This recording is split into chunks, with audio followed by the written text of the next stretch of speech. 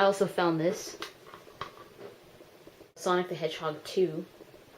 And I was never a huge Sonic fan. But, you know, having the Sega Genesis, I had to play the Sonic games. I prefer Mario. Oh my god. Look at what I found. Do you guys know what this is? It's the PS1. It's falling apart.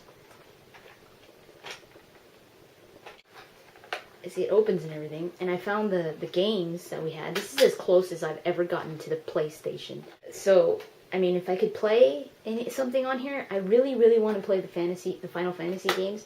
My brother still has Final Fantasy 7, and his girlfriend still has Final Fantasy 7, 8, and 9. So if I could play those games on there, we just need a cable for it. But I think my brother's girlfriend has it, so I'm gonna try it.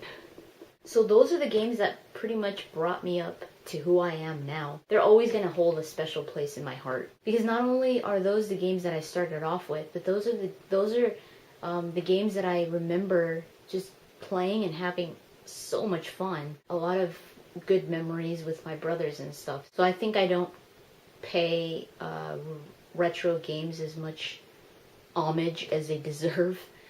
Especially Nintendo games. I hardly ever talk of Nintendo games, and I don't know why. Those are the games that started me off. The first RPG that I ever played was Mario RPG. If you guys haven't played that game, oh my god, it's so much fun. You might be able to find it on YouTube or something. But amazing game. So much fun. I think it was for the Super Nintendo. I was also a huge fan of like firefight type of like in space, like Star Fox. I loved Star Fox 64. Rogue Squadron for the Nintendo 64. Or for the GameCube, I think. I can't remember. But one of those. GameCube or Nintendo 64. I think it was the GameCube. Those games where you're just in a ship and you're just like... Oh my god, that's awesome. Like space battles. I don't understand why developers don't do those more often nowadays. Like more games with space battles. I know they did it on Halo Reach and oh my god, that was amazing. Like, I did play that level just because it was a space battle, and I was like, ugh. And it was just so cool. And I've actually heard rumors about there being possibilities of having a space battle in Mass Effect 3.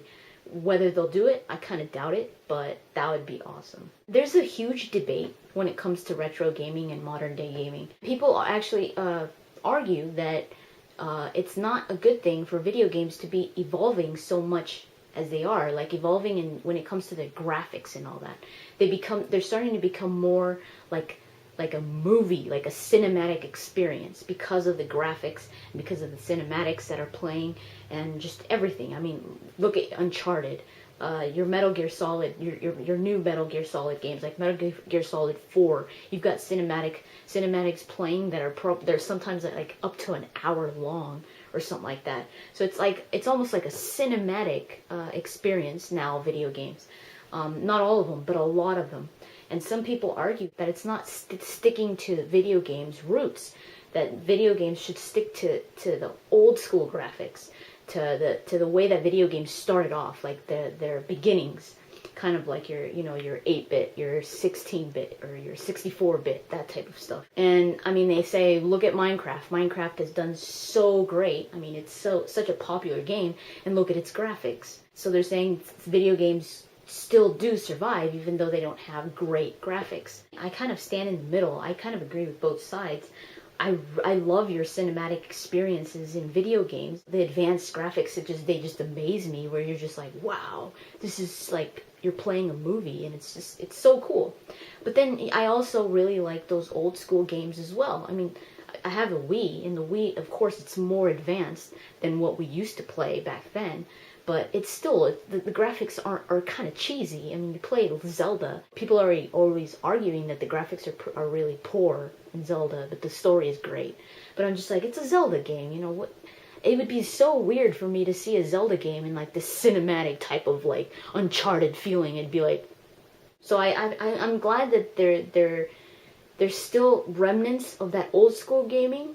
Of course, not as much as some people might hope that there was. I think video games are heading towards a good direction. I think what really would hinder video games is not so much the graphics and all that. I think what would hinder the video games is the actual technology applied to the consoles. And by that, I mean, imagine a console where you didn't need a controller anymore, where it was all 3D and you needed like these special glasses to play, and it was all motion censored. I actually would not like that. I think that would be horrible, because it would just take you out of that video game play. It would be more like a ride or something, like you were at Disneyland or something like that. It would just be so weird. In my opinion, I would not like that. Like, for example, the Kinect. I think the Kinect is made, I mean, it is impressive technology, the things that you're able to do and all that, but I personally don't like the Kinect, but I think the Kinect is geared more towards a different type of audience. It's not really geared towards your hardcore gamer. It's more geared towards people that don't play video games. It's more geared towards people that don't want to sit there having to learn the controls of a controller. People that haven't played video games in the past, and they're just like, I kind of want to play this game, but I have to like learn the controls, and it's just so hard for me, which is completely understandable. Like, I understand that people aren't born knowing how to play a video game with a controller. It's kind of, it takes practice and it takes time.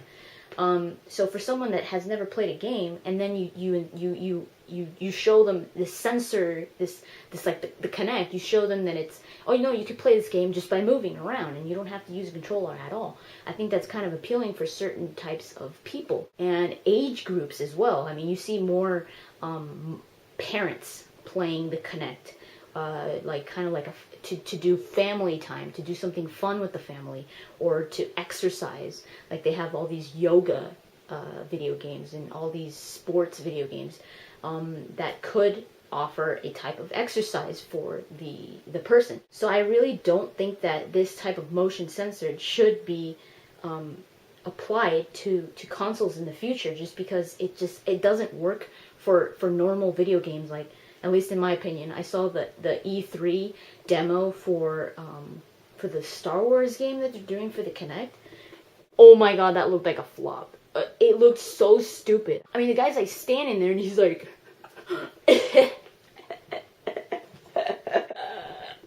It looked so bad. I mean, maybe a little kid would have fun with that, but I couldn't do that. That's just so pointless to me. I mean, come on. The whole game, he's like using the force, and then he goes like this or like this, and then he grabs something and then it falls, and he's like, oh, whoops. No. So that's what I think would hinder video games more, is the technology actually applied to the console. If it's completely gearing towards a different type of technology, like that was different from video games as always, kind of putting the control into the gamer's hand and not saying, go for it. I think video games are becoming something that is pretty amazing. I mean, it is becoming a type of entertainment that really is expanding in so many different areas, in so many different ways, that no other piece of entertainment really could expand the way that video games are. I mean, people could argue that's not true, but you have to remember that video games don't just offer the experience on the TV. They also have you manipulating what is actually going on. So it's this type of mutual connection that the gamer has with the actual piece of entertainment, or the game. So yeah, that's pretty much what I wanted to talk about. Just a kind of reminiscent feeling for the past, for the games that we all grew up with, or at least I grew up with. We just can't forget those games, no matter how old we are, no matter how much video games advance.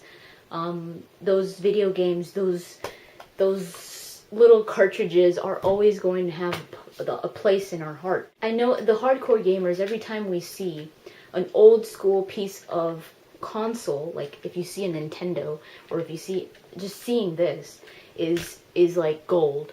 It's like, I mean, it not only brings back so many memories, but it's just like, Oh my god, like that's where I started. That's where it all began. I'll keep you guys informed as to what happens with this thing. If it does work, I have to get that on camera. If it doesn't, I'll get that on camera too. I'll just be crying. Hopefully you found that interesting. Let me know what games you started off with. What were your old school favorite games? So I'll talk to you guys later.